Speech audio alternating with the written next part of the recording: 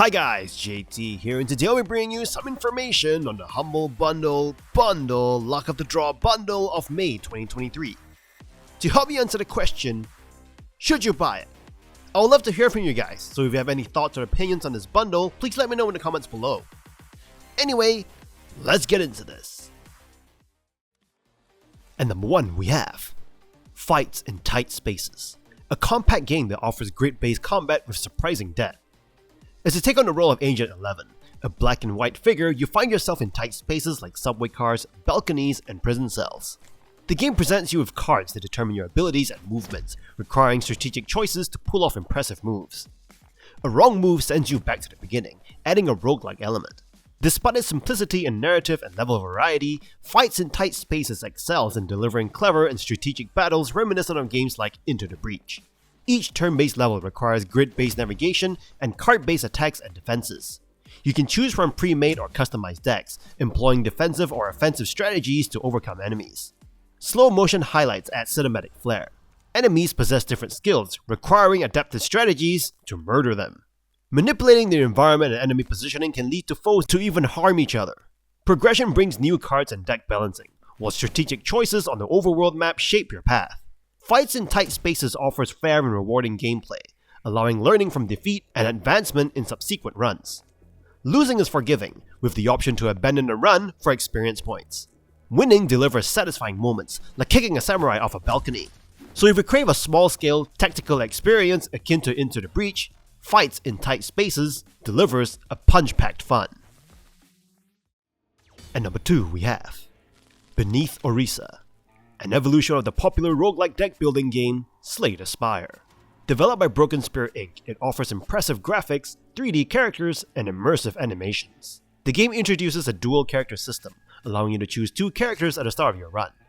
While controlling one character directly, the other serves as a companion, offering passive buffs and cards.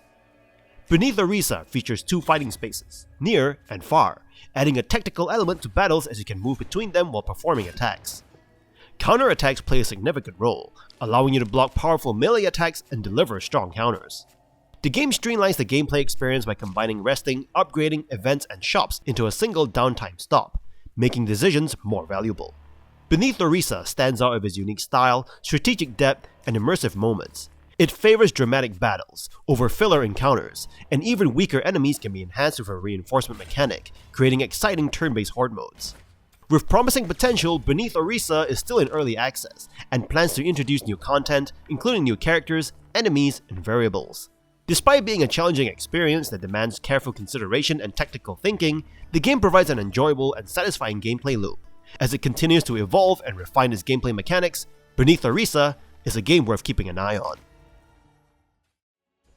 And number 3 we have Alina of the Arena, a roguelike deck building game that delivers an engaging gameplay experience, although it is not without its flaws. Set in a hex-based grid reminiscent of Into the Breach, the game successfully combines cards and power-ups to create an immersive adventure for seasoned players.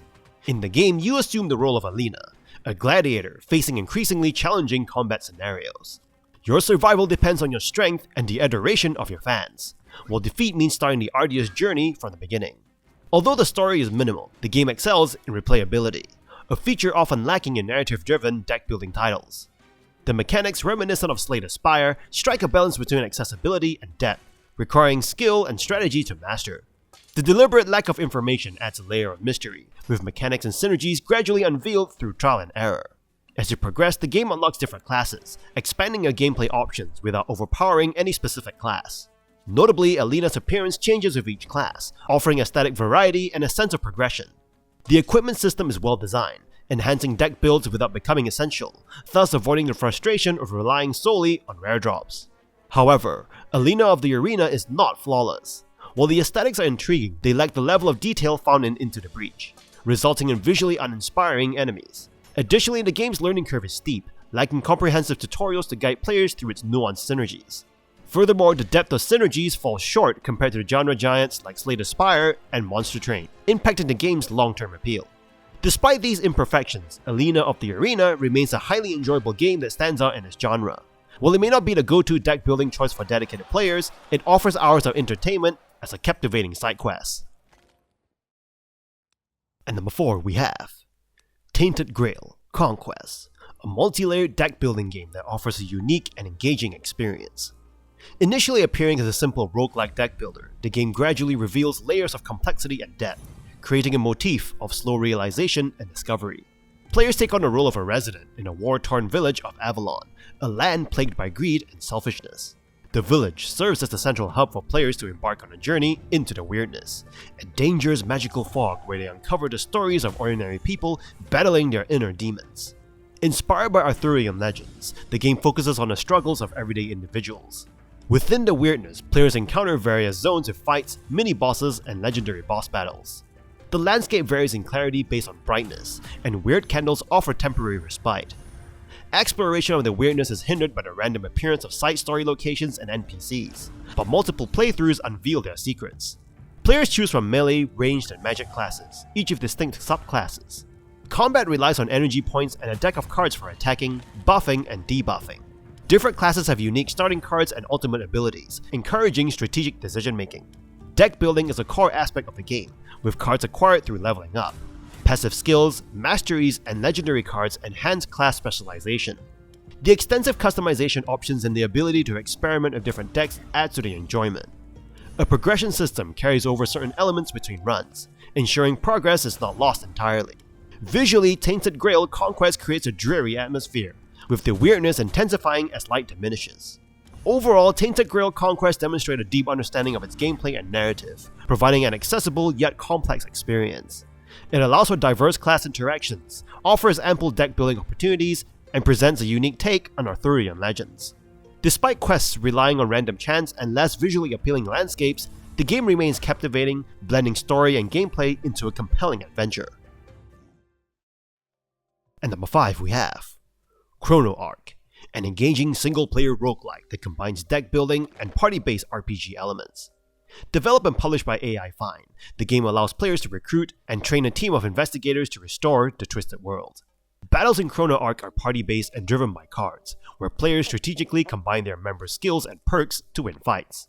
The game follows a roguelike structure, resetting progress upon defeat, but offering new options and mechanics as players advance.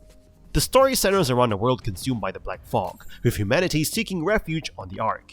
Players must collect time shades and operate the clock tower to restore peace, guided by a mysterious message and accompanied by protagonist Lucy and her investigation team. Chrono Ark offers a diverse range of recruitable characters, with unique abilities, and each playthrough presents new challenges and opportunities for strategic development with over 200 skills, 160 items, and various relics. The game features visually appealing art and a soundtrack that immerses players into its world. While the story may be relatively shorter than traditional RPGs, regular updates from the developers introduce new content and enrich the experience. Chrono Ark provides a challenging and intricate gameplay experience that appeals to fans of roguelikes, deck builders, and RPGs, making it a worthwhile addition to any gaming library despite some minor balance issues and potentially overwhelming mechanics. And number 6 we have Luck Be a Landlord, a simulation and strategy game that taps into the inherent appeal of gambling. In Luck Be a Landlord, your objective is to pay your demanding landlord by using a slot machine. Each spin generates money, and you can choose additional symbols to enhance your chances. Unlike traditional slot machines, the goal is not to get 3 in a row. Instead, the diverse symbols interact with each other in bizarre ways, creating a complex web of earning opportunities. Cats drink milk icons for large payouts, bounty hunters eliminate thieves, ruffians break urns to spawn rewarding spirits, and the possibilities go on. What starts as a stumbling experiment quickly transforms into strategic planning as you aim to stack the slots in your favor. Should you opt for low yield symbols for guaranteed income, or take risks with unlikely combos for big payouts? It combines the best aspects of deck building games with the allure of gambling, resulting in a delightful fusion. Luck Be a Landlord maintains its appeal by introducing challenging levels that impose additional restrictions on the player. Scarce resources such as items that remove unwanted symbols force you to make critical decisions. While some repetition may emerge over time as certain strategies prove safer than others, the game's charming aesthetic and clever humor make up for it. It's hard to put down this experience, especially when you realize it's already past your bedtime. Trust me, this unique and entertaining game is a safe bet worth taking. And number 7 we have Dicey Dungeons, a captivating blend of collectible card game and roguelike dungeon crawling. It combines dice rolls and card mechanics to create an immersive RPG experience. In this offbeat dungeon adventure, you utilize dice and cards to deal damage and enhance your character's abilities. The game's art and design pay homage to roguelikes and card games, with a focus on randomness of dice. Set in a game show-like atmosphere, the studio audience adds an entertaining touch to battles and chest openings. Terry Kavanagh, known for games like VVV, and Super Hexagon, takes a friendlier approach in Dicey Dungeons. The game gradually introduces mechanics through tutorials and incremental challenges. Despite the initial simplicity of rolling dice and using them in weapon card slots, the game constantly introduces new elements that make you rethink your strategy. From shock and fire damage to manipulating opponents' dice, every decision feels like that of a mastermind tactician. Dicey Dungeons excels in providing strategic choices. You can save damage to trigger healing cards, or use buffs to hit specific numbers for status effect cards. Despite the underlying randomness, battles offer opportunities for clever moves, making you feel accomplished. With dungeon runs, boss fights, and unlocking new characters, the game offers extensive gameplay. It appeals to deck building enthusiasts looking for a unique experience beyond games like Hearthstone or Gwent. With its casual and lighthearted vibe, Dicey Dungeons becomes a long-term prospect. The game's world building is exceptional, creating a surreal 90s cartoon-like atmosphere through dice rolls. While lacking multiplayer, it shines as a solo deck building adventure with great art and presentation. Dicey Dungeons is an endearing, compulsive, and eccentric game that keeps you exploring its delightful world. And that's all for this bundle. This bundle is awesome if you like some roguelike and card gathering games. Roguelike games can get quite addictive, and it'll definitely scratch that itch that you may have for randomness and unique playthroughs each time. In any case, kindly show your support by liking and subscribing to the channel, and I look forward to connecting with you in the upcoming video.